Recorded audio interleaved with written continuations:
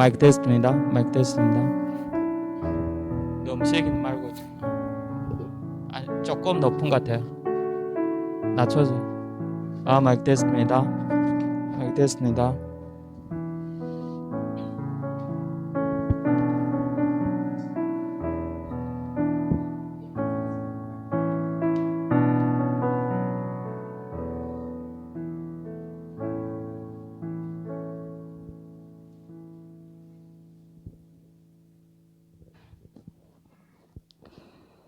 네, 우리 함께 예배 전에 함께 찬양하시면서 우리의 마음을 준비하시겠습니다. 주님 보좌 앞에 나아가 주의 얼굴 구할 때 우리가 참된 안식과 기쁨을 누리기 원하면서 또 우리의 기도를 들으시는 그 하나님 앞에 나아가 우리 마음이 쉼을 얻고 또 우리가 함께 마음을 다해 하나님 앞에 예배드리는 그런 시간이 되었으면 합니다. 함께 주님 보좌 앞에 나아가 이 찬양으로 하나님 앞으로 나아가시겠습니다.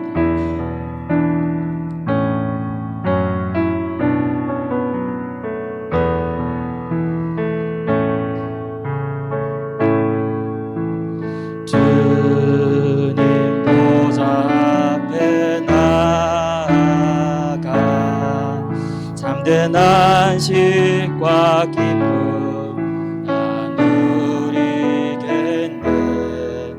경배하며 주의 얼굴 구할 때 신실하신 주님 찬양해.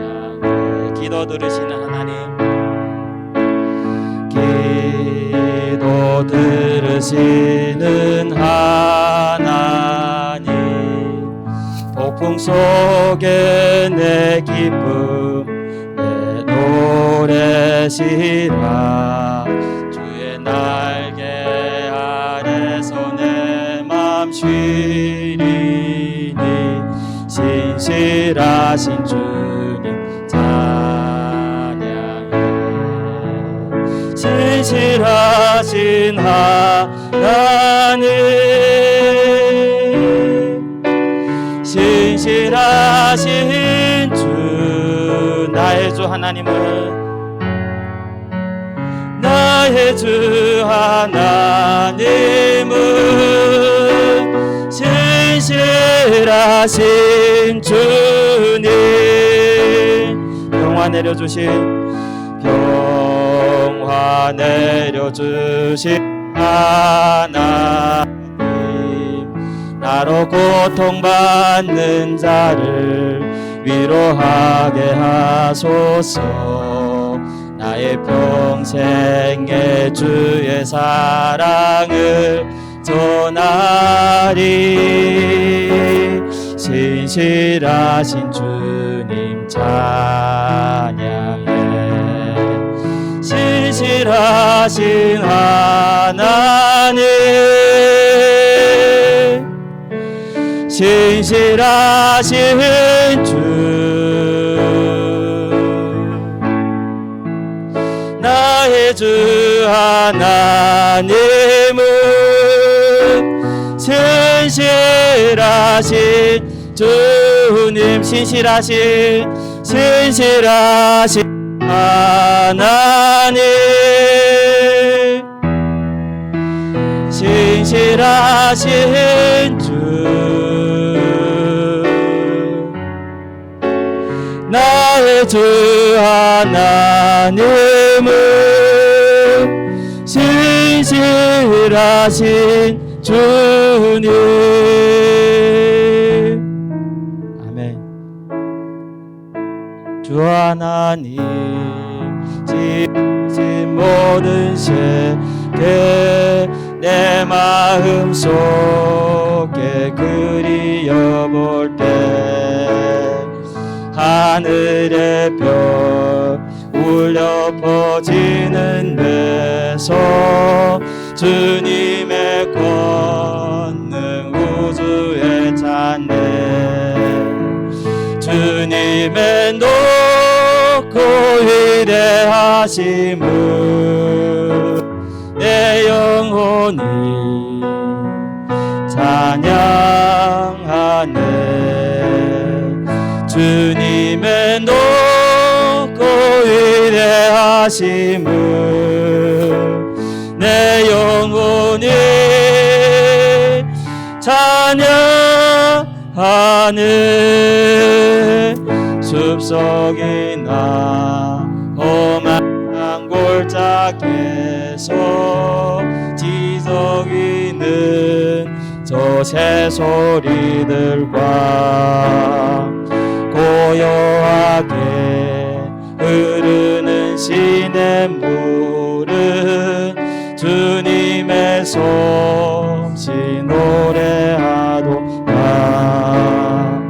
주님의 높고 위대하심을 내 영혼이 찬양하네. 주님의 높고 위대하심을 내 영혼이 찬양하네.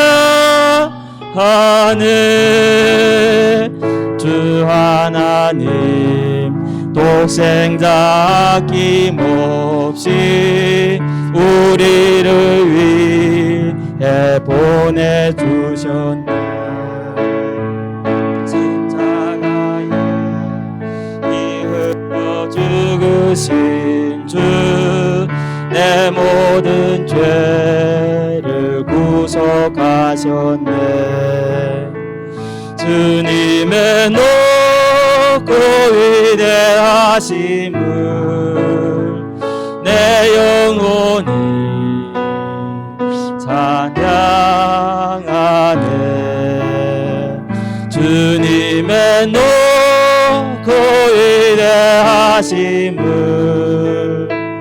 내 영혼이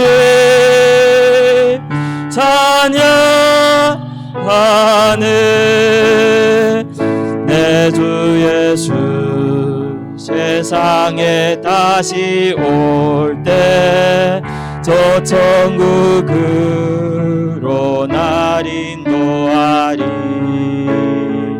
나 겸손히 엎드려 경배하며 영원히 주를 찬양하리라.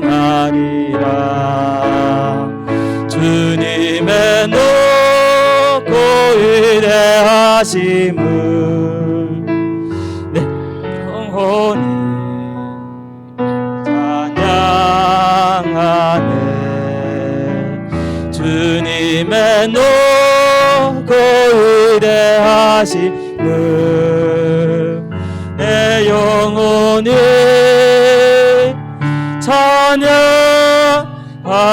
찬양하네. 아멘. 우리 다 함께 예수 십자가에 흘린 피로서 이 찬양으로 힘있게 찬양하시겠습니다.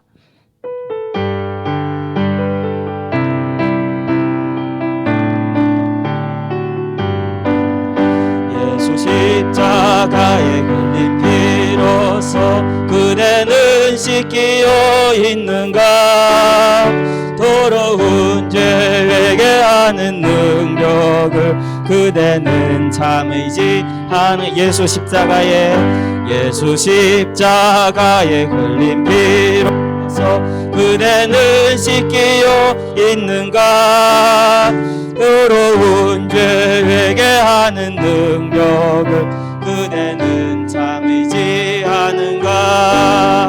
예수의 보혈로 그대는 씻기어 있는가. 마음속에 여러 가지 죄악이 깨끗이 씻기어 있는가. 주 예수와 밤낮으로 늘 함께 그대는 행동을 하는가. 아무 때나 어디서나 그대는 십자가 붙들고 있는가. 보혈로 그대는 씻기어 있는가. 마음속에 여러 가지 죄악이 깨끗이 씻기어 있는가. 주님 예수 다시 올 때 그대는 영접할 예복이 있는가? 그대 몸은 거룩한 곳 천국에 들어갈 준비가 됐는가? 예수의 보혈로 그대는 씻기어 있는가? 마음속에 여러 가지 죄악이 깨끗이 씻기어 있는가? 모든 피에 더러워진 예복을 주 앞에 지금 다 벗어서 샘물같이 솟아나는 보혈로 눈보다 보이게 씻으라. 예수의 보혈로 그대는 씻기어 있는가? 마음속에 여러 가지 죄악이 깨끗이 씻기어 있는가? 아멘. 우리 마지막으로 내 영혼이 은총 입어 이 찬양으로 예배를 준비하시면서 하나님 앞으로 함께 나아가시겠습니다.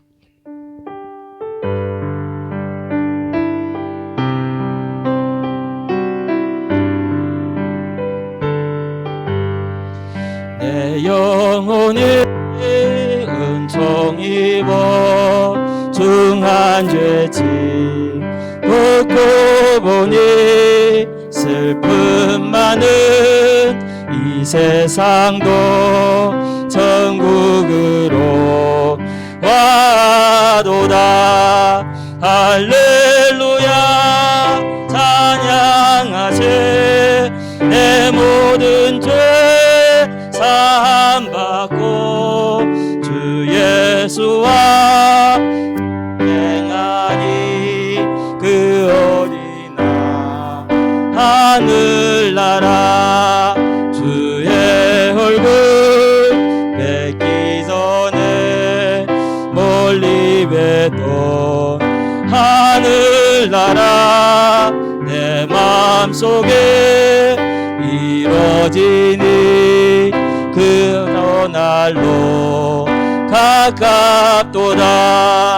할렐루야 찬양하세.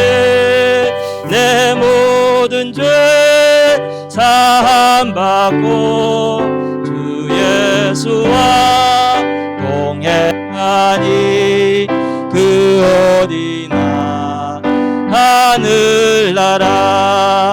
높은 산이 고친들이 소막이나 궁궐이나 내 주 예수 모신 곳이 그 어디나 하늘나라.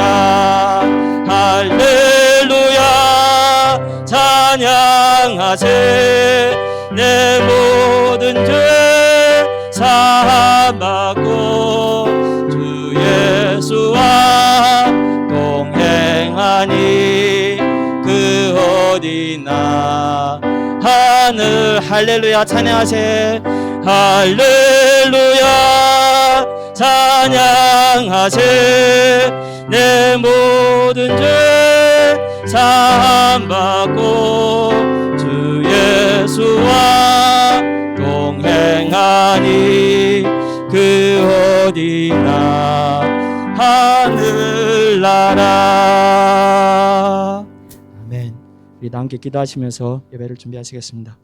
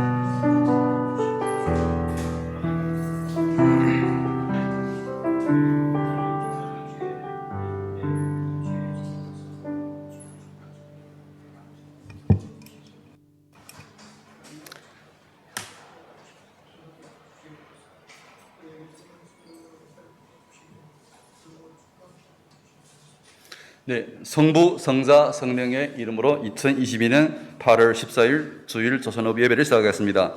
다 함께 자리에서 일어나셔서 찬송가 370장 주 안에 있는 나에게로 하나님께 영광 올려드리겠습니다. 통일 찬송가는 455장이 되겠습니다.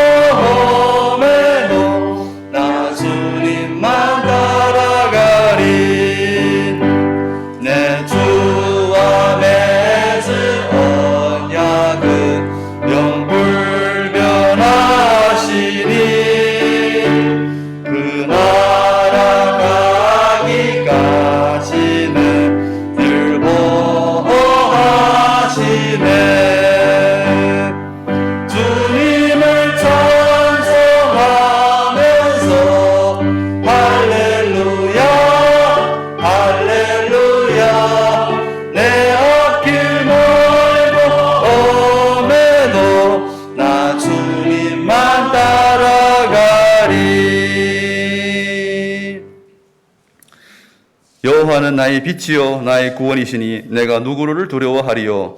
여호와는 내 생명의 능력이시니 내가 누구를 무서워하리요. 악인들이 내 살을 먹으려고 내게로 왔으나 나의 대적들 나의 원수들인 그들은 실족하여 넘어졌도다. 군대가 나를 대적하여 진칠지라도 내 마음이 두렵지 아니하며 전쟁이 일어나 나를 치려 할지라도 나는 여전히 태연하리로다. 내가 여호와께 바라는 한 가지 일 그것을 구하리니 곧 내가 내 평생에 여호와의 집에 살면서 여호와의 아름다움을 바라보며 그의 성전에서 사모하는 그것이라.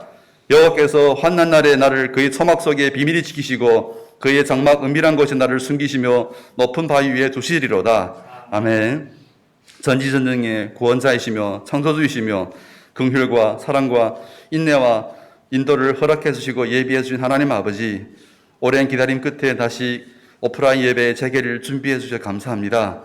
오늘 전해지는 주님의 말씀과 주님만을 향한 찬양과 기도, 감사와 순종이 현장에 있는 지체들뿐만 아니라 원격으로 예배드리는 이들한테도 똑같은 은혜와 축복이 다가가길 원합니다. 오늘의 예배 시종을 주님 두 손에 맡겨올 때 살아계신 예수님의 이름으로 기도드립니다. 아멘. 예, 성시를 교독하겠습니다. 성시 교독문 9편, 10편, 23편이 되겠습니다. 예, 한 목소리로 교독하도록 하겠습니다. 여호와는 나의 목자시니 부족 없으리. 그가 나를 푸른 초장에 누이시며 내 영혼을 소생시키시고 내가 사망의 음침한 골짜기로 다닐지라도 해를 두려워하지 않을 것은 주의 주께서 내 원수의 목전에서 내게 상을 베푸시고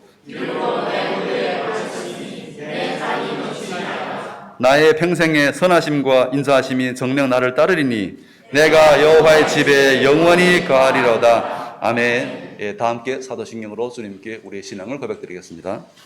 전능하사 천지를 만드신 하나님 아버지를 내가 믿사오며 그 외아들 우리 주 예수 그리스도를 믿사오니 이는 성령으로 잉태하사 동정녀 마리아에게 나시고 본디오 빌라도에게 고난을 받사가 십자가에 못 박혀 죽으시고 산자한 지 사흘 만에 죽은 자 가운데서 살아나시며 하늘에 오르사 전능하신 하나님 우편에 앉아 계시다가 저리로서 산자와 죽으라 심판하러 오시리라. 성령을 믿사오며 거룩한 성령과 죄를 사하여 주신 것과 몸이 다시 사는 것과 영원히 사는 것을 믿사옵나이다. 아멘. 예, 자리에 앉으겠습니다. 예, 다 함께 찬송가 374장 나의 믿음 약할 대로 하나님께 찬양 올려드리겠습니다. 통일 찬송가는 423장이 되겠습니다.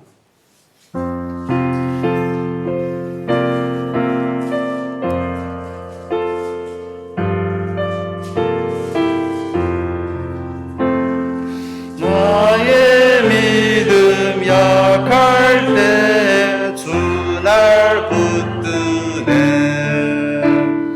마귀 나를 꾀일 때 주 날 붙드네.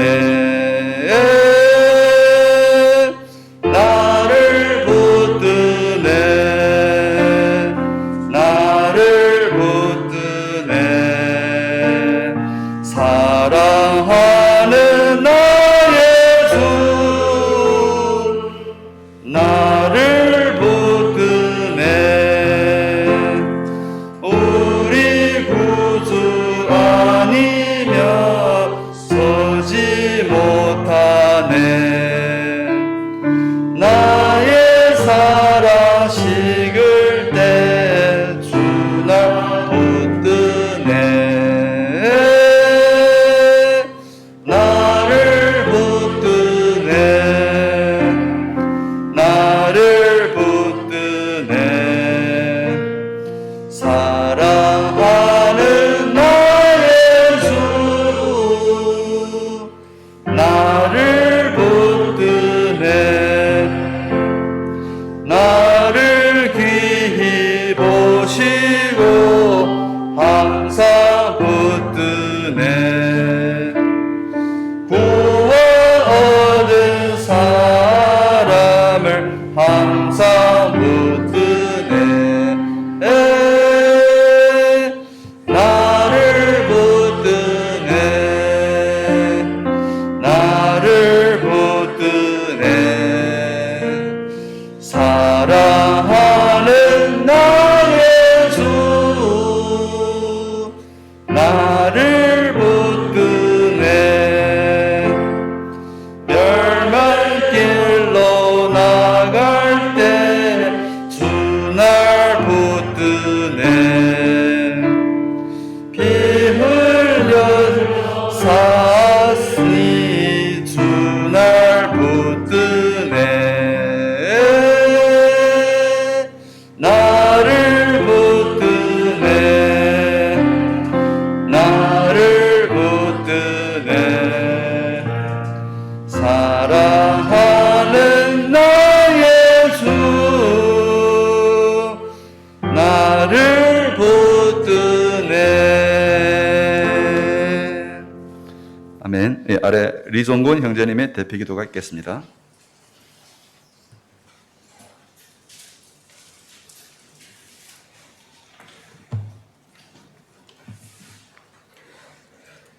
생명의 근원이 되시고 공의와 자비로 우주 만물을 다스리시는 창조주 하나님, 오늘도 성령의 감동으로 주의 자녀들을 불러 함께 아버지께 예배드릴 수 있게 하심에 감사를 드립니다.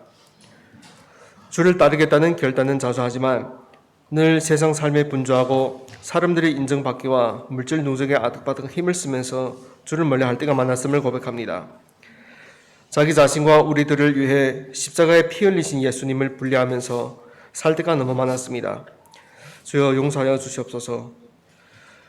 불완전한 저희들을 참아주시고 언제나 어김없이 품어주시며 사랑과 자비로 인도하시는 하나님께 진심의 감사를 드립니다. 오직 주 안에서만 완전한 충만함과 평안이 있음을 고백하오니 주님 홀로 영광을 받으시옵소서. 주님, 우린 젊었거나 늙었거나 잘났거나 못났거나 주님 안에선 항상 똑같은 존재이고 하나님의 귀한 자녀들입니다. 하오니 말씀과 성령의 감화 감동으로 우리들을 다스리사 교만치 않고 겸손하게 하시고 억세지 않고 온유하게 하시며 자신의 소유 지혜를 자랑치 않고 하나님을 경외함이 지식의 근본임을 깨닫고 그에 따르는 삶을 살게 하옵소서. 주변 환경이 어떻게 바뀌든 영원 불변한 말씀에 대한 확신으로 이 세상에서 항상 자신 있고 본이 되는 신앙자의 삶을 살 수 있도록 인도하고 빚어주시옵소서. 주여, 코로나의 반복적인 확산으로 인해 우리의 삶이 아직도 지속적인 영향을 받고 있습니다. 물가 상승과 실업 때문에 힘들어하는 사람들, 취업 고심으로 인해 초조해하는 졸업생들, 질병 치료에 영향받고 있는 사람들, 이들을 주께서 특별히 불쌍히 여겨주사 하나님을 굳건히 의지하여 힘든 고비를 이겨낼 수 있도록 축복 내려주시고 그들의 기도를 들어주사 믿음 안에서 기도 응답의 다맛을 볼 수 있도록 은혜 내려주시길 간구합니다. 주님, 우리 성원교회를 위해 기도합니다. 주님의 선배 안에서 주의 뜻이 이루어지는 교회, 주님 만나기를 갈망하고 이에 진심으로 노력하는 교회, 말씀이 튼튼한 기반이 되고 사랑으로 단단히 뭉쳐지는 교회, 언제 어디서나 형제자매들의 기도 요청에 주저하지 않고 합심하여 주께 간구하는 교회, 주님 나라를 위해 헌신을 아끼지 아니하고 이웃들에게 예수 그리스도를 과감히 전할 수 있는 교회가 될 수 있도록 축복 내려주시옵소서. 또 주의 나를 위하여 헌신하고 주의 교회를 위해 충성하는 영혼들을 기억하여 주사 주님을 향한 사랑과 섬김이 주님 오시는 그날까지 변함없게 하시고 또 이들의 몸에서 풍겨나는 그리스도의 향기에 감동되어 더욱 많은 지체들이 함께 헌신할 수 있도록 은혜 내려주시길 간구합니다. 교회 수가 줄어지고 지금 주님을 믿지 않는 사람들이 점점 많아진 이 세대에 더욱 많은 영혼들이 주께로 돌아올 수 있도록 우리들을 사용하여 주시옵소서. 오늘도 우리의 기도 가운데 함께 하시는 주님께 은혜를 구하며 나아갑니다. 이 시간 드려지는 예배가 주께서 연락하시는 신령과 진정으로 드려지는 예배를 간구하며 살아계신 구세주 예수 그리스도의 이름으로 기도를 드립니다.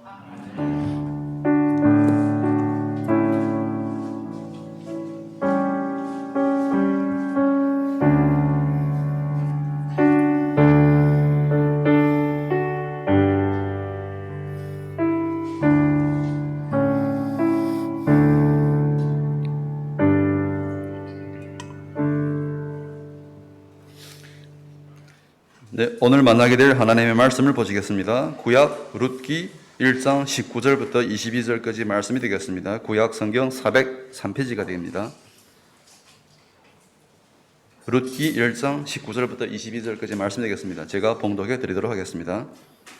이에 그 두 사람이 베들레헴까지 갔더라. 베들레헴에 이를 때에 온 성읍이 그들로 말미암아 떠들며 이르기를 이가 나오미냐 하는지라. 나오미가 그들에게 이르되 나를 나오미라 부르지 말고 나를 마라라 부르라. 이는 전능자가 나를 심히 괴롭게 하셨음이니라. 내가 풍족하게 나갔더니 여호와께서 내게 비어 돌아오게 하셨느니라.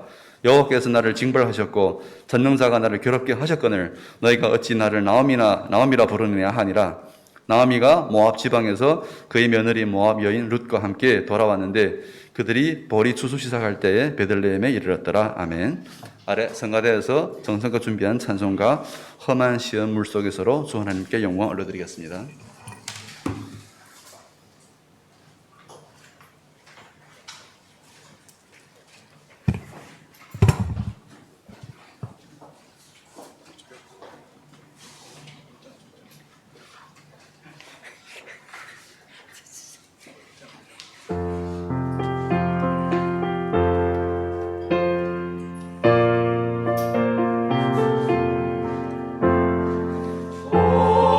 시험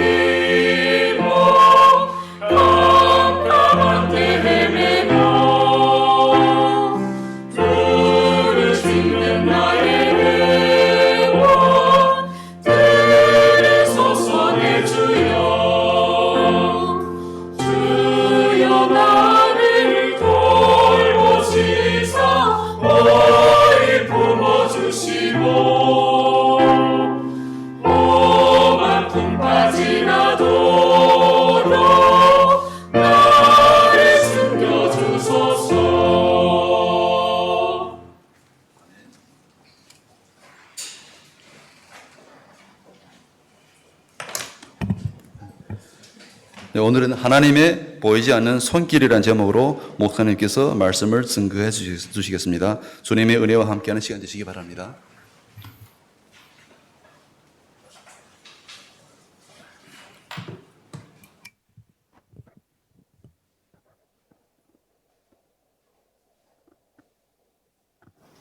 네, 잠깐 머리 숙여 기도드리겠습니다. 하나님 아버지, 오늘도 변함없이 우리를 인도하셔서 주님 앞으로 모이게 하시니 정말로 감사를 드립니다. 우리가 모일 때마다 주의 은혜를 생각하고 하나님께 감사드리게 도와주시고 정말 신령과 진정으로 하나님께 예배드릴 수 있기를 간절히 바랍니다.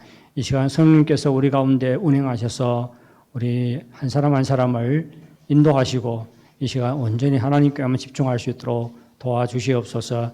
정말 주의 이름만이 우리 예배 가운데 영광을 받으시고 높임받기를 간절히 바라고 소원합니다. 이 시간에 선포되는 말씀을 통해서 다시 한번 우리에게 말씀해 주시고 주의 말씀을 통해서 우리의 마음과 신앙을 새롭게 해주시며 또한 우리에게 새로운 힘을 허락해 주시옵기를 간절히 바랍니다. 그래서 이 땅 사는 동안 정말로 세상을 쫓아 살지 말게 도와주시고 주의 뜻을 순종하며 하나님께 영광 돌리며 살게 하여 주시옵소서. 예수님의 이름으로 기도하옵나이다. 아멘.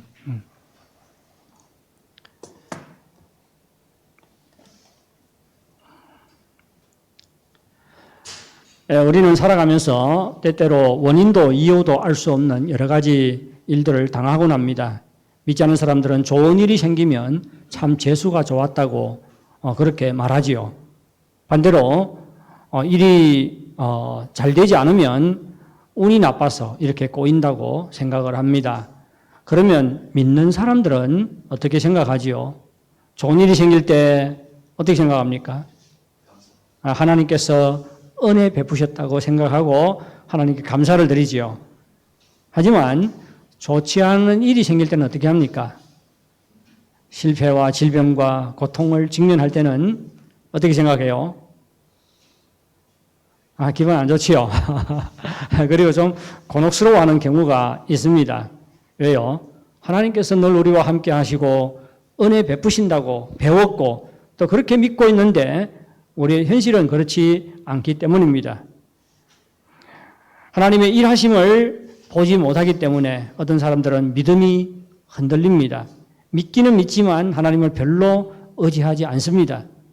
따라서 신앙생활이 미지근합니다. 마음의 근심과 불안과 낙심을 떨쳐버릴 수가 없습니다. 만일 우리가 이러한 상황 가운데 처해 있다면 어떻게 해야 할까요? 우리의 현실 그리고 우리가 믿는 하나님을 어떠한 눈으로 바라보아야 할까요? 베들레헴을 떠났던 나오미는 10년 만에 다시 베들레헴으로 돌아왔습니다. 베들레헴을 떠날 때는 네 식구가 같이 떠났어요. 그런데 10년 사이에 남편과 두 아들은 다 세상을 떠나고 며느리 룻과 함께 베들레헴에 돌아왔습니다. 나오미가 베들레헴에 도착하자 온 성읍이 시끌벅적했습니다. 이 사람이 진짜 나오미란 말이냐? 나오미 드디어 왔구나. 10년이면 뭐 강산도 변한다고 했는데 10년 딱 지나면 사람을 알아볼 수 없을 수도 있지요. 뭐 10년이 아니라 애들은 뭐 크니까 몇 년, 2, 3년 지나니까 알아보지도 못하겠더라고요. 예. 10년이면 강산도 변한다고 하는데 10년 지나면서 나오미가 얼마나 많은 그 고통과 시련을 겪었습니까? 그러니까 나오미의 아마 몰골이라고 합니까? 아마 아주 초췌했을 것이에요. 그래서 나오미를 보는 베들레헴 사람들이 놀라서 나오미에게 말했을 것입니다. 이 사람이 진짜 나오미란 말이냐? 아니, 나오미가 드디어 왔구나. 나오미의 귀환이 베들레헴에 화제가 되었습니다. 사람들은 초췌한 나오미의 모습에 놀라기도 했지만 그를 반갑게 맞아주었습니다. 10년이 지났는데도 사람들이 나오미의 귀환을 반겨주고 기뻐한 것을 보면 그의 가정이 베들레헴에서 꽤나 유명했던 것 같습니다. 그런데 쫄딱 망해서 베들레헴에 돌아왔습니다.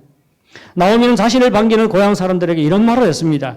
나를 나오미라 부르지 말고 나를 마라라 부르라. 나오미는 기쁨, 즐거움이라는 뜻이에요. 그런데 말하는 무슨 뜻이지요? 고통, 슬픔, 괴로움 이런 뜻입니다. 나를 나옴이라 부르지 말고 나를 마라라 부르다. 왜요? 이는 전능자가 나를 심히 괴롭게 하셨습니다. 여기서 괴롭다는 말도 마라라는 뜻이에요. 히브리어로 말합니다. 이는 전능자가 나를 심히 괴롭게 하셨음이니라. 내가 풍족하게 나갔더니 여호와께서 내게 비어 돌아오게 하셨느니라. 여호와께서 나를 징벌하셨고 전능자가 나를 괴롭게 하셨거늘 너희가 어찌 나를 나옴이라 하느냐. 나오미가 베들레헴 사람들에게 자신을 즐거움이란 뜻을 가진 나오미가 아니라 고통과 괴로움이라는 뜻을 가진 마라라고 부르도록 한 것은 뭐 때문일까요? 자신의 형편이 어떻습니까? 너무나도 비참했기 때문이겠지요. 그러지 않습니까? 뭐 이런 때 무슨 기쁨이 있겠습니까? 나오미는 두 가지 원인 때문에 자신의 형편이 비참하다고 생각했습니다. 우선 현실적인 원인 때문이에요. 나오미가 베들레헴을 떠날 때는 풍족하게 나갔지만 지금은 빈털터리 신세가 되어서 돌아왔습니다. 고향으로 돌아왔지만 형편이 나아진 거 있어요? 없어요? 없습니다. 먹을 양식이 없어요. 농사지을 밭이 없습니다. 그때 당시에는 여인들이 남편이 있거나 자식들이 있어야 살아갈 수 있는 시대입니다. 그런데 덩그러니 두 과부만 남아서 베들레헴에 돌아왔습니다. 고향으로 돌아왔지만 살아갈 길이 막막한 것은 마찬가지였습니다.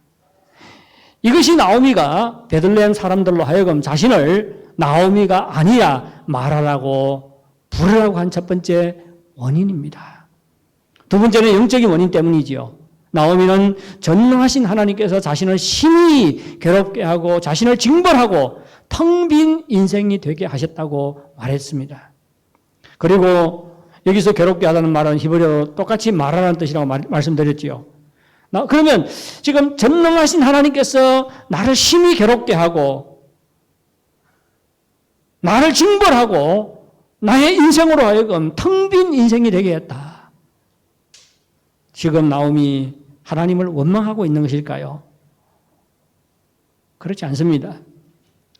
나오미의 말은 하나님을 향한 원망이 아니라 단순히 자신이 하나님의 징계를 받아 빈털터리가 되었다는 사실을 지금 말하고 있을 뿐이에요. 예, 하나님 때문에 내 인생이 이렇게 쓰고 고달픈 인생이 됐다고 답답하고 괴로운 심정을 지금 토로하고 있는 것입니다. 자신이 지금 얼마나 비참한 신세가 되어 있는지에 대해서 지금 이런 말을 통해서 말하고 있는 것입니다.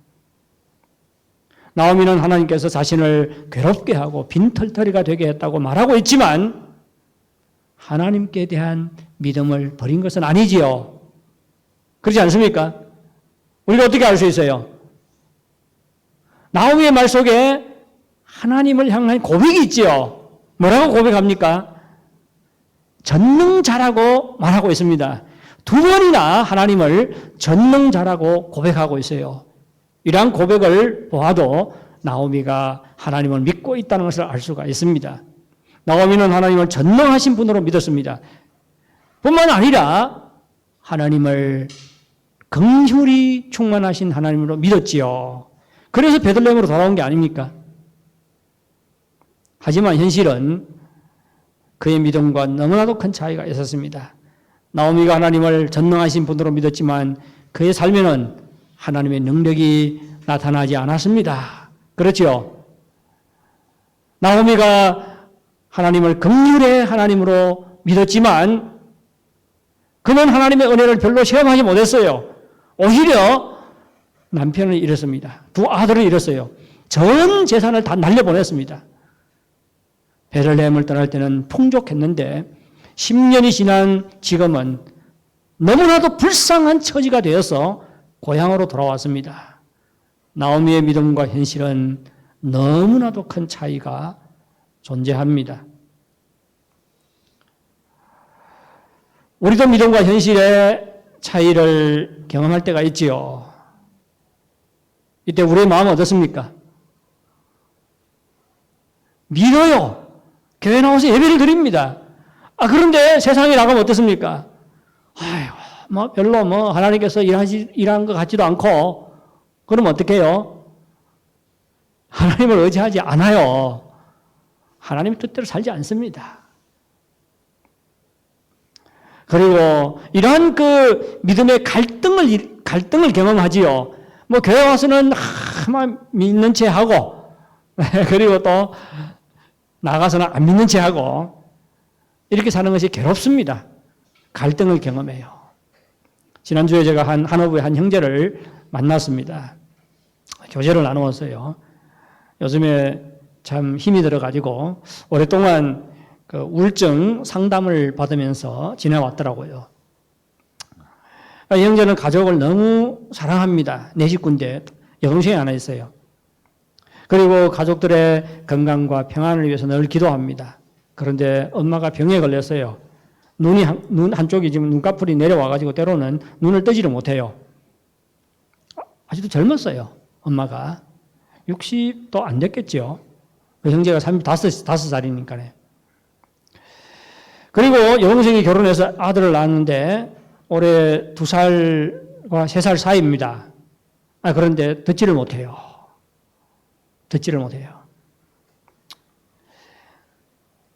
이 형제는 여동생 하나밖에 없으니까 아버지를 좋아하지 않더라고요. 아버지가 너무 자사하대,自私하대, 자기밖에 모른대. 그렇다 보니까 맏아들이잖아요. 집에서 자기를 어떻게 띵어야 하는가, 자기 부모 노릇을 아버지 노릇을 하려고 해요. 그러니까 자기 여동생한테는 정말로 아버지가 집안일을 별로 상관하지 않으니까 자기가 다 책임을 져야 된다는 그런 책임감 가운데 살아가고 있습니다. 그런데 여동생이 낳은 아들이 듣지 못하고 병에 걸리니까 너무 마음이 아파가지고 그러더라고요. 여동생이 자기한테 전화 와가지고 막 울면서 이야기를 하더래요. 자, 그 여동생이 우는 것을 자기는 참 봐주지 못하겠더라고. 할 수만 있으면 자기가 대신 아파주고 싶다고. 그런 이야기를 하더라고요. 하나님께 기도해도 상황은 별로 나아지지 않았습니다. 그래서 믿음이 많이 약해진다고 하더라고요. 그런데 주일날에 예배 참가하고 하나님 말씀을 들을 때는 힘이 나고 믿음이 생기는데 괴로운 현실로 돌아가면 또 믿음이 약해진다고 그렇게 말하더라고요. 여러분은 믿음과 현실의 이런 차이 때문에 믿음이 약해지거나 마음이 괴롭거나 낙심하거나 그렇지 않습니까? 우리는 하나님을 전능하신 하나님으로 믿을 뿐만 아니라 사랑과 긍휼이 풍성하신 분으로 믿습니다. 하나님은 전능하시기 때문에 불가능이 없습니다. 우리의 모든 기도에 응답하실 수가 있습니다. 또한 하나님은 사랑이 많으신 분이기 때문에 우리의 기도를 기뻐 응답하십니다. 우리에게 은혜 베푸시기를 기뻐하십니다. 그런데 우리의 현실은 어떻습니까? 어렵지요. 성경에서 약속하는 것과 많은 차이가 나지 않습니까? 우리가 기도해도 우리의 어려운 현실이 개선이 안 될 때가 있습니다. 이때 우리는 어떻게 생각을 해요? 하나님이 우리의 형편을 개선할 능력이 없으시거나 개선할 마음이 없는 거겠지요. 이 두 가지 중에 하나가 아니겠습니까? 능력이 없거나 능력이 있는데 개선해 주지 않으면 그런 마음이 없거나 이 둘 중에 하나잖아요. 만일 하나님이 우리의 형편을 개선할 능력이 없으면 하나님은 전능하신 분이 아닙니다. 반대로 개선할 마음이 없으면 하나님은 사랑이 풍성하신 하나님이 아닌 것이지요. 그런데 이러한 추론은 우리의 신앙에 반한 것이지요. 우리는 하나님을 전능하신 분과 사랑이 많으신 분으로 믿습니다. 하지만 우리의 현실은 우리의 이러한 믿음에 의심을 가게 한다는 것입니다. 그리고 우리의 마음에 하나님에 대한 의심이 생길 때 우리는 믿음이 약해지고 또 갈등하고 낙심할 수 있는 것입니다. 그러면 믿음과 현실의 이러한 차이 그리고 정말로 삶에서 부딪히는 그런 고난에 직면할 때에 우리는 어떻게 해야 하는 것일까요? 그러면 나오미가 먼저 어떻게 했는지 살펴보도록 하겠습니다. 나오미는 믿음과 현실의 큰 차이 속에서 믿음을 버리지 않았습니다. 그는 고통스러운 현실로 인해서 너무 괴로웠어요. 그래서 다른 사람이 나오미라고 부르는 것조차 듣기를 원치를 않았습니다. 오히려 너무나도 그때 당시의 상황이 너무나도 비참했기 때문에 사람들이 마라라고 괴로움, 슬픔, 고통이라는 뜻이 있는 마라로 불러주기를 원했습니다. 그럼에도 불구하고 나오미는 여전히 하나님을 전능자라고 반복해서 고백하고 있습니다. 무슨 뜻이에요? 하나님께서 무능해서 자신으로 하여금 이러한 고통을 당하게 하는 것이 아니라는 것이지요. 그는 오히려 하나님이 전능하시다는 것을 믿었고 하나님의 주권을 인정했기 때문에 자신의 고통스러운 현실을 그대로 어떻게 했어요? 받아들였지요. 그렇지 않습니까? 그대로 받아들이고 있는 것입니다. 그래서 고통과 슬픔 가운데서 변함없이 하나님을 전능자라고 고백하고 있는 것입니다. 여러분, 이와 같이 고통과 슬픔 속에서도 여전히 하나님을 전능자라고 인정하며 자신의 고통스러운 현실을 받아들이는 것 결코 작은 믿음이 아니에요. 대단한 믿음입니다. 그렇지 않습니까? 믿음이 약하면 어떻게 해요? 삐지잖아요. 하나님을 멀리 하잖아요. 뭐 하나님을 믿어서 뭐 쓸데있는가 하고 그렇게 이야기하잖아요. 그런데 나오미는 그렇지 않았습니다. 하나님께서 나를 치시고 나를 괴롭게 하시고 나를 텅 빈 인생에 되게 했다고 그렇게 고백하고 있지만 여전히 하나님을 전능자로 믿고 있습니다. 나오미는 괴로운 현실 속에서 하나님을 전능하신 분으로 믿었을 뿐만 아니라 또한 하나님을 사랑과 긍휼이 풍성하신 하나님으로 믿었습니다. 오늘 본문은 나오미가 베들레헴에 돌아왔다고 3번이나 반복해서 말하지요. 의도가 있는 고백입니다. 왜 베들레헴으로 왔다고 말하고 있습니까? 나오미는 하나님께서 이스라엘 백성에게 양식을 주셨다는 소문을 듣고 베들레헴으로 왔지요. 그렇지 않습니까? 이 양식을 주셨다는 것은 하나님께서 이스라엘 백성들에게 긍휼을 베풀었다는 것을 말하는 것입니다. 양식을 주셨다는 소식을 들었을 때 하나님께서 이스라엘 백성에게 긍휼을 베푸셨다고 나오미는 생각을 했습니다. 그래서 베들레헴으로 돌아온 것입니다. 따라서 나오미가 베들레헴으로 돌아온 것은 하나님의 긍휼의 품을 향한 발걸음이라고 전에 말씀을 드렸지요. 나오미가 베들레헴으로 돌아왔다는 것 자체가 나오미가 하나님의 사랑과 긍휼을 믿고 있었음을 말해줍니다. 나오미는 베들레헴 사람들 앞에서 자신을 나오미가 아니라 마라라고 불러달라고 말하며 자신의 현실이 얼마나 고통스럽고 괴로운가를 나타내고 있지만 그의 마음은 여전히 능력이 많으시고 사랑과 긍휼이 풍성하신 하나님을 믿고 바라보고 있었습니다. 사실 하나님은 이미 그의 생애 가운데 역사하고 계셨어요. 그렇지 않습니까? 나오미가 깨닫고 느꼈는지는 모르겠지만 보이지 않는 하나님의 손길이 이미 그를 인도하고 있었습니다. 우리는 2가지 면에서 하나님의 손길이 나오미를 인도하셨다는 것을 알 수가 있습니다. 무엇을 통해서 알 수 있어요? 우선 룻이 그와 함께 돌아온 것입니다. 이것은 하나님의 손길이 아니고는 이러한 결과가 나타날 수가 없어요. 22절은 이렇게 말합니다. 나오미가 모압 지방에서 그의 며느리 모압 여인 룻과 함께 돌아왔는데, 다시 한번 모압 여인 룻이라고 말하고 있습니다. 룻은 모압 여인이에요. 고향을 떠나서 낯선 베들레헴으로 왔습니다. 만일 모압 땅 친정집으로 돌아가면 재혼해서 잘 살 수도 있습니다. 그런데 과부가 되어서 그것도 자신과 같이 과부가 된 시어머니를 따라서 베들레헴에 왔습니다. 그때는 어떻다고 했지요? 지금과 다르다고 했지요. 남편이 죽거나 아들이 없으면 생계를 유지하기가 어렵습니다. 그런데 룻은 똑같이 빈털털이 신세인 시어머니를 따라왔습니다. 여성들이 남자들에게 의존해야만 살 수 있는 그러한 세상에서 룻이 남편을 찾기보다는 나이가 든 가난한 여인을 선택했다는 것. 여러분 기적이라고 생각하지 않습니까? 하나님의 은혜가 아니고 어떻게 이런 일이 벌어지겠습니까? 나오미에게요. 이번에 교회 가서 전도사님을 만났어요. 어떤 여자 전도사님과 식사를 같이 했는데 제가 만난 목사님과 동역하는 같은 교회에서 섬기는 분이에요. 67이라 그러더라고요. 얼마나 막 반겨주든지 왜 저를 반겨주는가 하면 제가 90년도 7월 달에 막 우리 고향으로 해가지고 그리고 교화로 해가지고 용종으로 해가지고 10년 동안 10년이 아니라 10일 동안 전도 여행을 다닌 적이 있어요.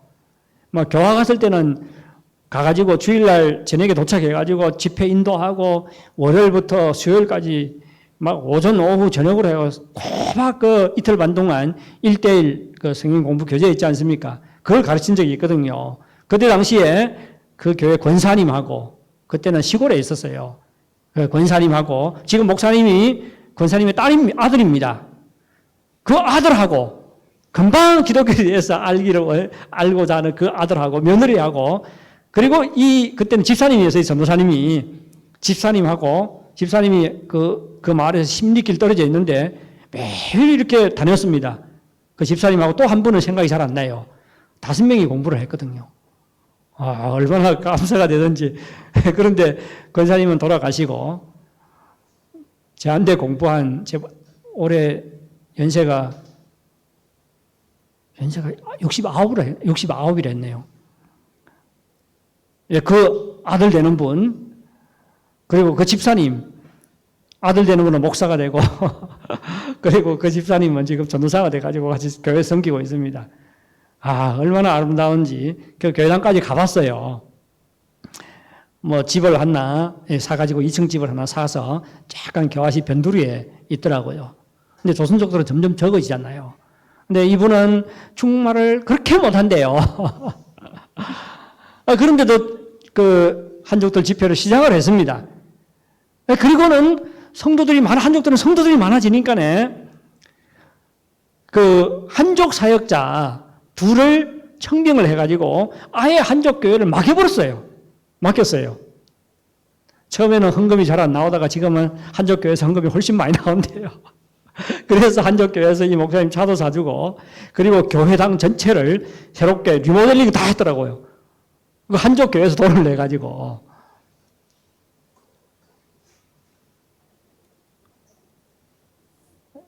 갑자기 빗나갔네요. 그 전도사님이 이제 이런 말을 하더라고요. 남편이 1년 전에 세상을 떠났대요. 그리고 딸은 과거에 광화시 교회에서 신앙생활 하다가 지금 연태에 가서 지금 살고 있다고 하더라고요. 박겸례라고 생각이 나는지 모르겠어요. 근데 남편이 죽고 나니까 집에 시어머니가 계세요. 90이 넘었습니다. 90이 넘었어요. 자기 남편이 모두 4남매인데 아들 둘은 다 죽고 딸 둘이 있대요. 딸 둘이 있는데도 불구하고 그 연로하신 시어머님을 자기가 섬기고 있습니다. 그러면서 하는 말이 시어머니 딸 집에 가기를 원치 않는데요. 또 딸들이 또 모시기도 원치도 않고 그래서 자기가 밖에 좀 다니고 싶은데 자기 시어머니 때문에 꼼짝을 못한다고 하면서 그러면서 끝까지 섬겨드려야지. 그 말씀을 듣는 순간 얼마나 그 마음에 감동이 되든지요. 뭡니까? 친딸이 둘이나 있어요. 그럼에도 불구하고 며느리가 평생을 섬겼잖아요. 남편이 세상 든다 하면서 끝까지 그 연세 많은 분을 뒷바라지를 해주고 있습니다. 이건 하나님의 은혜가 아니고는 어떻게 이런 마음이 들겠어요? 그렇지 않습니까? 그 딸들이 둘이 있는데 일전 한 푼 되지 않는데요. 거기에 대해서 불평도 없더라고요. 룻이 똑같이 빈털터리 신세인 시어머니를 따라왔다는 것, 정말로 하나님의 은혜의 손길이 아니고는 이런 일이 벌어질 수가 없습니다. 남자를 선택해야, 남자를 의지해야 살 수 있는 그런 세상에서 어떻게 자기와 똑같이 과부된 가난한 여인을 선택할 수가 있겠습니까? 이거는 기적입니다. 보이지 않는 하나님의 손길이 나오미에게 베푼 은혜입니다. 사실 나오미는 빈손으로 돌아온 것이 아니에요. 그렇지 않습니까? 자기는 빈털터리가 되어 돌아왔다고 이야기하지만 그는 결코 빈손으로 돌아온 것이 아닙니다. 자식보다 더 나은 복덩어리 며느리를 데리고 왔기 때문입니다. 장차 하나님께서 며느리를 통해서 믿음으로 하나님의 긍휼의 품으로 돌아온 나오미의 삶에 엄청난 복을 내려줄 것입니다. 그리고 베들레헴 여인들이 며느리 룻을 통해서 나오미에게 복을 내려주신 것을 확인하고 어떻게 말합니까? 널 사랑하며 7 아들보다 귀한 내 며느리, 이렇게 말합니다. 무슨 말이에요? 룻이 내 며느리지만 너의 7 아들보다 낫다고 이야기합니다. 7 아들은 무슨 말이에요? 나오미가 2 아들밖에 없었잖아요. 7 아들은 아무리 아들이 많을지라도 룻과 비교할 수 없다는 것입니다. 룻이 나오미와 함께 돌아온 것은 보이지 않는 하나님의 손길이 나오미를 붙잡고 있는 증거입니다. 또한 나오미가 베들레헴에 돌아왔다는 것도 하나님의 손길이 나오미를 인도하고 있다는 것을 나타냅니다. 22절에 이렇게 말합니다. 그들이 보리 추수 시작할 때에 베들레헴에 이르렀더라. 나오미가 베들레헴에 돌아올 때는 이미 보리 추수가 시작이 되었습니다. 이는 무엇을 말해주지요? 하나님께서 그들을 위해서 양식을 예비해 주셨다는 것을 말하는 것입니다. 그들에게는 밭이 없어요. 갈 때 밭을 다 팔아먹고 갔겠죠. 그렇지 않습니까? 밭이 없습니다. 그리고 들판에 무르익은 보리도 자신의 것이 아닙니다. 하지만 하나님께서 그의 필요를 풍성하게 공급해 주실 것입니다. 룻기의 뒤에 나오는 기록을 보면 나오미는 단순히 생계를 유지하기 위해서 베들레헴으로 돌아왔지만 하나님께서는 나오미가 생각하고 바라는 것보다 훨씬 풍성하게 그를 공급해 주시는 것을 확인할 수가 있습니다. 나오미가 베들레헴의 믿음으로 돌아왔지만 현실은 여전히 어두워 보입니다. 하지만 보이지 않는 하나님의 손길이 나오미를 붙잡고 있었고 나오미를 인도하고 있었습니다. 바로 보이지 않는 하나님의 손길은 어두운 가운데 있는 나오미에게 희망의 빛이었습니다. 우리는 룻기 2장부터 4장 사이에서 보이지 않는 하나님의 손길이 어떻게 룻을 통해서 나오미에게 복을 주는지를 확인할 수가 있습니다. 하지만 지금은 보이지 않는 하나님의 손길이 나오미와 함께하고 있다는 것을 희미한 불빛처럼 감지할 수 있을 뿐이지요. 여러분, 하나님은 늘 우리와 함께 하십니다. 때로는 우리의 현실이 힘들고 고통스러워 하나님의 함께 하심을 감지하지 못할 수도 있습니다. 그러할지라도 보이지 않는 하나님의 손길이 우리를 붙잡고 있음을 믿을 수 있기를 바랍니다. 다윗이 이것을 믿었지요. 그래서 시편 23편 4절에서 뭐라고 이야기합니까? 내가 사망의 음침한 골짜기를 다닐지라도 주께서 나와 함께 하심이라. 주의 지팡이와 막대기가 나를 안위하시나이다. 눈에 보였습니까? 보이지 않았어요. 사망의 음침한 골짜기 가운데서 하나님의 보이지 않는 하나님의 손길이 그를 붙잡고 인도하고 계심을 믿은 것이지요. 우리를 붙잡고 계시는 하나님은 전능하신 하나님이십니다. 우리에게서 거두어 가실 수도 있지만 더욱 풍성하게 우리를 채워주실 수도 있습니다. 우리를 고통과 절망에서 건져내실 수가 있습니다. 우리가 겪는 고통과 괴로움을 통해서라도 우리에게 유익을 주실 수 있는 분입니다. 모든 것이 합력하여 선을 이루도록 하시는 분이십니다. 우리 하나님은 또한 사랑과 긍휼이 풍성하신 하나님이시지요. 하나님은 결국은 우리를 잘되게 하고 복되게 하기 위해서 우리를 인도하십니다. 하나님의 사랑과 긍휼은 우리가 꼭 기억해야 될 것이 있어요. 하나님의 긍휼과 사랑은 세상적인 기준으로 보기에 좋은 일을 통해서 우리에게 다가올 수 있습니다. 그런데 그렇다고 꼭 그런 것은 아니에요. 그렇죠? 하나님의 사랑은 세상적인 기준으로 보기에 좋은 일을 통해서 우리에게 다가오는 것만은 아닙니다. 때로는 실패와 슬픔과 고통의 형식으로 우리에게 다가올 수도 있다는 것을 우리는 인정을 해야 합니다. 그렇지요? 이것을 인정하지 않으면 어떻게 해요? 조금만 어려운 일 당해도 하나님의 사랑에 대해서 의심을 합니다. 하나님의 사랑은 때로는 슬픔과 실패와 눈물과 고통의 형식으로 우리에게 다가올 수가 있습니다.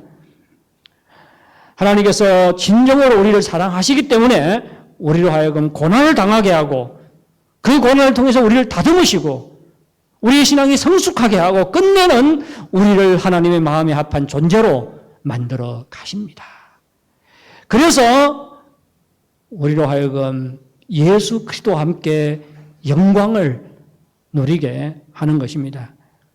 이것이 우리의 인생과 삶의 현장에 개입하시는 보이지 않는 하나님의 손길입니다. 그러면 고난에 직면했을 때 어떻게 해야 할까요? 정말로 믿음과 현실이 커다란 차이가 날 때 우리는 어떻게 해야 할까요? 우선 영적인 눈을 가지고 우리의 현실을 바라보아야 합니다. 눈으로 볼 수 있는 것만 보지 마시기 바랍니다. 육안으로 볼 수 없는 하나님의 손길을 영적인 눈으로 볼 수 있기를 바랍니다. 나오미에게 룻과 그리고 베들레헴의 추수는 보이지 않는 하나님의 손길을 드러내는 것들이었습니다. 그렇지요? 우리의 삶에도 보이지 않는 하나님의 손길을 드러내는 것들이 많습니다. 그것들을 통해서 하나님의 손길이 우리와 함께 한다는 것을 볼 수 있기를 바랍니다. 작년에 7월 달에 고향을 한 바퀴 돌았는데 그때 우리 고모에게 가서 복음을 전하고 영접 기도를 시켰습니다. 얼마 전에 제 고모가 위중하다는 소식을 듣고 제 고모의 신앙을 확인하기 위해서 지난 목요일 날 다시 길림에 있는 교회에 갔다 왔습니다. 이번에 가서 보이지 않는 하나님의 손길이 이미 저의 고모에게 내밀어져 있다는 것을 확인했습니다. 제 고모와 고모부가 다 지금 제 고모의 딸이 운영하는 양로원에서 살고 있습니다. 제가 거기 가서 우리 고모한테 물어봤어요. 고모 지금도 예수 믿지? 어떻게 대답할 것 같습니까? 우리 고모의 대답 너무 실망스러웠어요. 나 그런 것에 대해서 흥미 없어 그러더라고요. 아니 작년에 영접 기도하고 막 그랬는데 그래서 제가 막 작년에 영접 기도했잖아. 왜 지금 또 이렇게 안 믿는다고 하는 거야. 작년에 거짓말해서 막 그랬습니다. 그리고 다시 한번 왜 예수님을 믿어야 하는지 막 1시간 정도 이야기한 것 같아요. 그리고 또 복음을 전해서만 안 되겠다 싶어가지고 기도를 시켜야 되겠다 싶더라고요. 기도하게. 그래서 제가 기도 어떻게 하는지 또 가르쳤어요. 가르친다고 할 것은 아니잖아요. 그래서 또 연습을 시켰습니다. 연습을 시켰어요. 고모, 지금 아들이 천진에 있잖아. 아들을 위해서 기도해야 돼.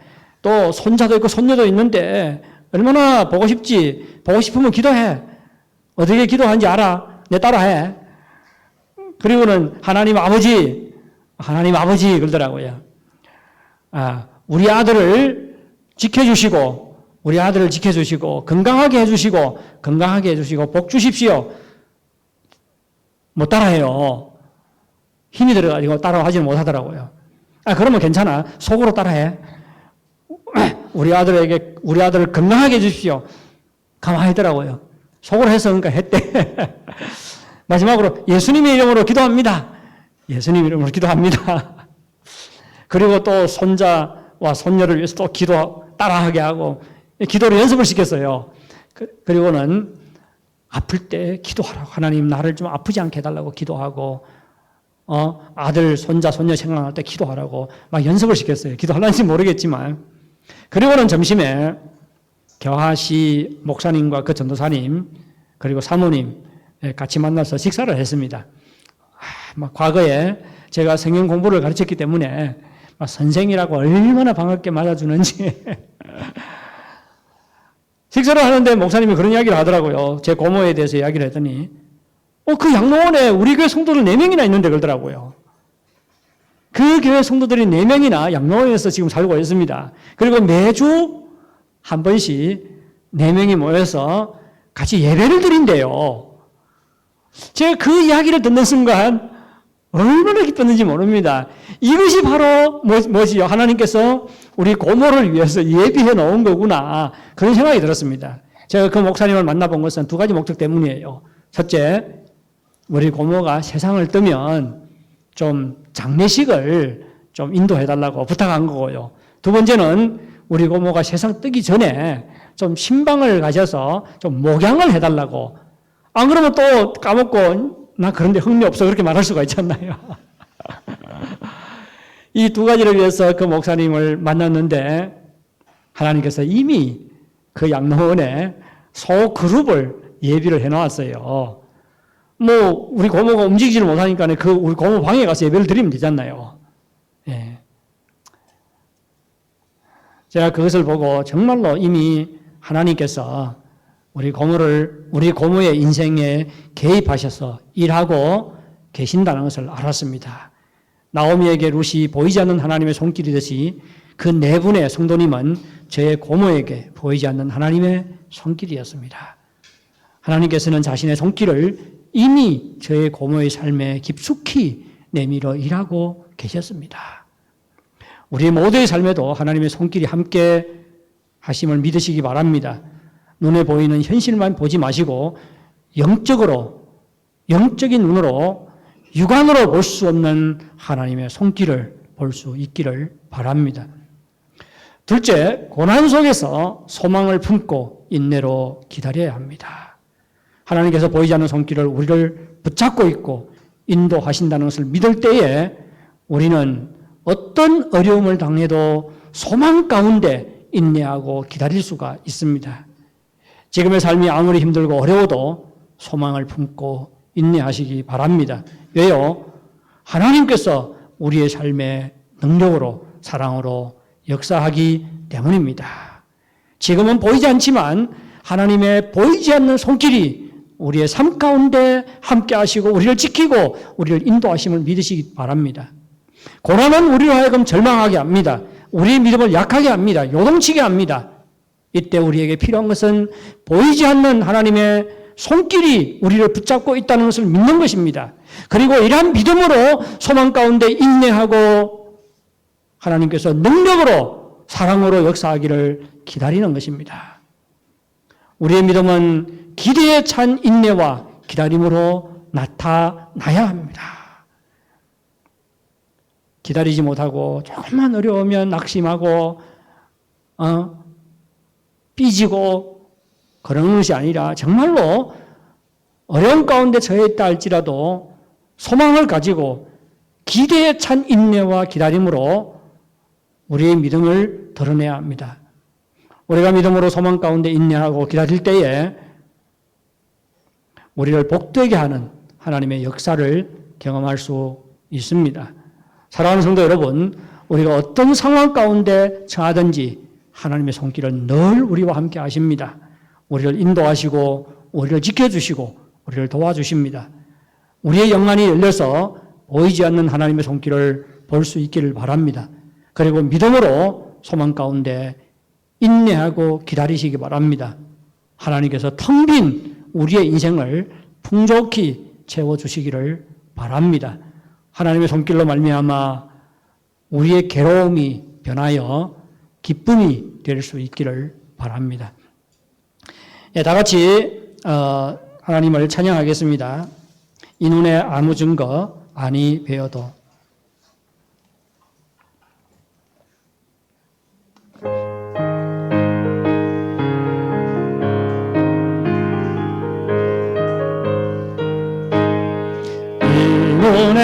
아무 증거 아니 배어도 믿음만을 가지고서 늘 걸으며 이 귀에 아무 소리 아니 들려도 하나님의 약속 위에 서리라.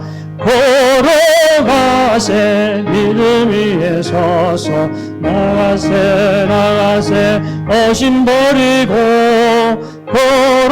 걸어가세 믿음 위에 서서 눈과 귀에 아무 증거 없어도 이 눈에 보기에는 헛도하든지 이미 얻은 증거대로 늘 믿으며 이 맘에 의심 없이 살아갈 때에 우리 소원 주 안에서 이루리. 걸어가세 믿음 위에 서서 나가세 의심 버리고 걸어가세 믿음 위에 서서 눈과 귀에 아무 증거 없어도 주님의 거룩함을 두고 맹세한 주 하나님 아버지는 참 미쁘다. 그 귀한 모든 약속 믿는 자에게 능치 못할 무슨 일이 있을까. 걸어가세 믿음 위에 서서 나가세 오심 버리고 걸어가세 믿음 위에 서서 눈과 귀에 아무 증거 없어도. 아멘. 다 같이 하나님께 기도하겠습니다. 정말 기도할 때에 우리가 어떤 상황 가운데 처하든지 하나님의 보이지 않는 손길이 늘 우리를 인도하고 계심을 믿게 해달라고 기도하겠습니다. 뿐만 아니라 우리 영안을 열어주셔서 하나님의 손길을 볼 수 있게 해달라고 기도하고, 또 우리가 어떤 어려운 가운데 처한다 할지라도 하나님의 손길이 우리와 함께 하기 때문에 정말 소망 가운데 인내하고 하나님의 역사하심을 기다리는 그러한 믿음을 허락해달라고 기도하겠습니다. 다 같이 기도하겠습니다. 하나님 아버지, 정말로 감사를 드립니다. 오늘 주의 말씀을 통해서 우리로 하여금 우리가 어떤 상황 가운데 처하든지 하나님의 보이지 않는 손길이 우리와 함께 하시고 우리를 인도하시고 우리를 도와주고 계심을 믿게 하셔서 정말로 감사를 드립니다. 하나님 아버지, 정말 우리의 영안을 열어 주시옵소서. 그래서 우리 육안으로 볼 수 있는 것만 보지 말게 도와주시고 정말로 우리의 영적인 눈으로 눈에 보이지 않는 하나님의 손길을 바라볼 수 있도록 인도해 주시옵기를 간절히 바라고 소원합니다. 하나님뿐만 아니라 정말로 하나님께서 우리와 함께 하신다는 그 믿음 때문에 어떠한 슬픔과 고난과 어려움을 당한다 할지라도 정말 소망을 잃지 않도록 도와주시옵소서. 정말 소망 가운데 늘 인내하게 도와주시고 또 소망 가운데 하나님의 역사하심을 기다리는 그런 미담을 우리에게 허락해 주시옵기를 간절히 바라고 소원하옵나이다. 하나님 아버지여, 정말로 이 시간 주님 앞에 머리 숙여 기도하는 우리 모든 사람을 주님께서 기억하시고 우리에게 믿음을 더해 주시옵기를 간절히 바라고 소원합니다. 정말로 이 땅 살아가는 동안 보이지 않는 손길로 우리를 붙잡고 계시고 우리를 인도하시는 하나님을 바라보고 의지하면서 살아갈 수 있도록 하나님 도와주시옵소서.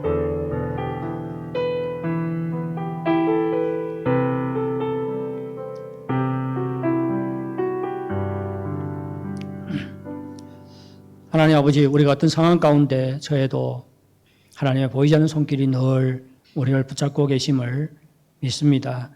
우리의 믿음이 약할 때 우리를 붙잡고 계시고 우리의 사랑이 식을 때 우리를 붙잡고 계심을 믿습니다. 그래서 정말로 우리의 궁핍함을 채우시고 우리의 눈물을 씻으시고 우리의 괴로움이 기쁨으로 변할 줄 믿습니다. 하나님 아버지, 정말로 우리의 영안을 열어주셔서 보이지 않는 하나님의 손길을 볼 수 있는 영적인 눈을 우리에게 허락해 주시옵기를 간절히 바라고 소원하옵나이다.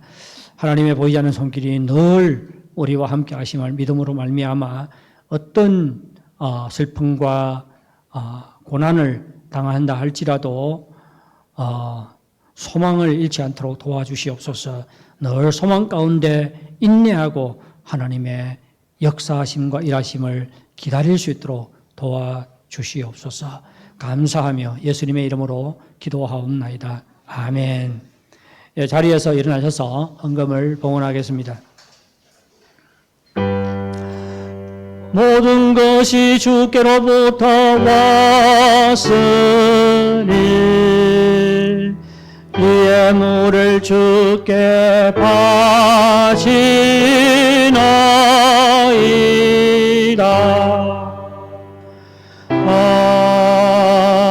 아멘. 하나님 아버지, 우리를 향한 하나님의 사랑과 은혜가 너무나도 크고 풍성합니다.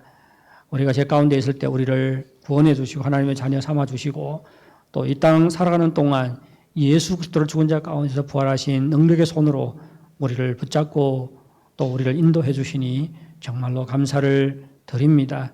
정말 이 땅 사는 동안 이 땅을 바라보면서 살지 말게 도와주시고 천국의 소망 가운데 살아갈 수 있도록 인도하여 주시옵소서.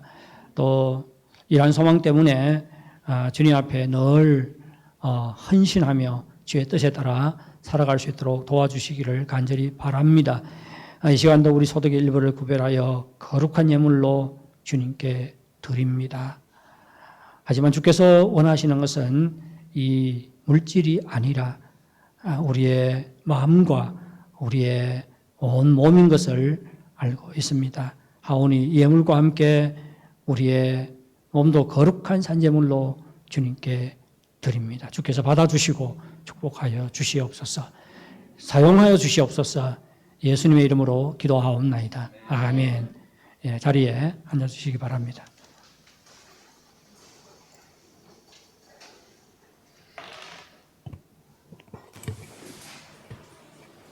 네, 성도의 교제 시간 되겠습니다. 오늘 예배에 처음으로 참가하신 분이 계시면 잠깐 자리에 일어나 주시기 바랍니다. 네, 그리고 혹시 온라인으로도 참석한 분이 계시면은 이제 똑같은 축복과 감사를 드립니다. 이상 교제 시간 마치고요. 교회 소식을 말씀드리겠습니다. 이제 화요일 저녁 야고보서 공부와 목요일 오전 사랑부 성경 공부를 다 휴강합니다.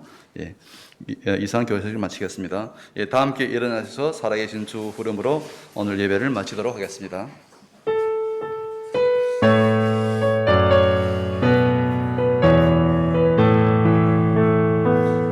살아계신 주 나의 참된 소망 걱정 근심 전혀 없네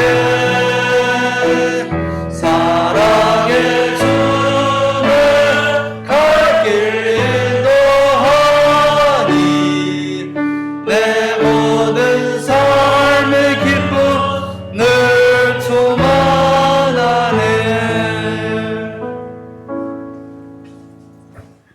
지금은 우리 주 예수 그리스도의 은혜와 하나님 아버지의 무한하신 사랑과 성령 하나님의 감화 감동 충만 인도하심의 역사가 주의 말씀을 듣고 우리가 어떤 상황 가운데 처하든지 하나님의 보이지 않는 손길이 우리를 붙잡고 계심을 믿음으로 말미암아 늘 주님을 바라보고 의지하며 살기를 소원하는 모든 성도들 위해 그 가정 위에 직장 위에 산업 위에 그리고 이 교회 위에 영원토록 함께 있을지어다. 아멘.